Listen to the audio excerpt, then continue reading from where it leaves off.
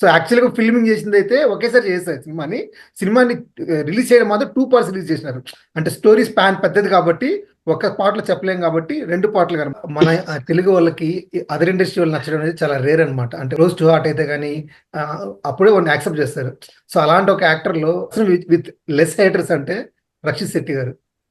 So ఒక vibe ఉంటుంది ఆయనలో అన్నమాట. క్రిక్ పార్టీ ఫస్ట్, దాని తర్వాత 777 చార్లీ, సప్త సాగర్ ఎదించడంలో ఎల్లో, పార్ట్ ఏ పార్ట్ బి, ఈ 2 పార్ట్స్ మధ్య వచ్చిన గ్యాప్ లో ఏదైతే ఉందో టేక్ ఆఫ్ డిఫరెంట్ ఉంటుంది అనమాట. అంటే మూవీ ఏమి జరుగుతుందో తెలియకుండా వెళ్ళినప్పుడు బేసిక్ గా లవ్ స్టోరీతోనే స్టార్ట్ అవుతుంది సినిమా. ఒక పాయింట్కి వెళ్ళిన తర్వాత అతను జైలుకి వెళ్ళిపోతాడు. ఆ జైలుకి వెళ్ళినప్పటి నుంచి కంప్లీట్ జైల్లో ఉండిపోతాడు.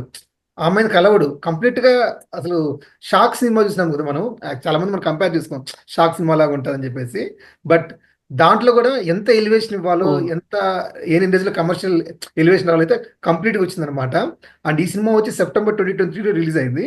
సెకండ్ పార్ట్ వచ్చి నవంబర్ 23లో వచ్చేసింది. ఓటీటీ ఒక 30 days విండోలో వచ్చేసింది. చూసిన తర్వాత అసలు ఆ 2 months కూడా యాంగ్జైటీ ఆపుకోలేకపోయాను అనమాట. అరే ఎప్పుడు వస్తుంది సెకండ్ పార్ట్, ఎందుకంటే ఫస్ట్ పార్ట్ అయిపోయి గ్లిమ్స్ వేస్తాడు సెకండ్ పార్ట్ ఎలా ఉండబోతుంది అనేసి.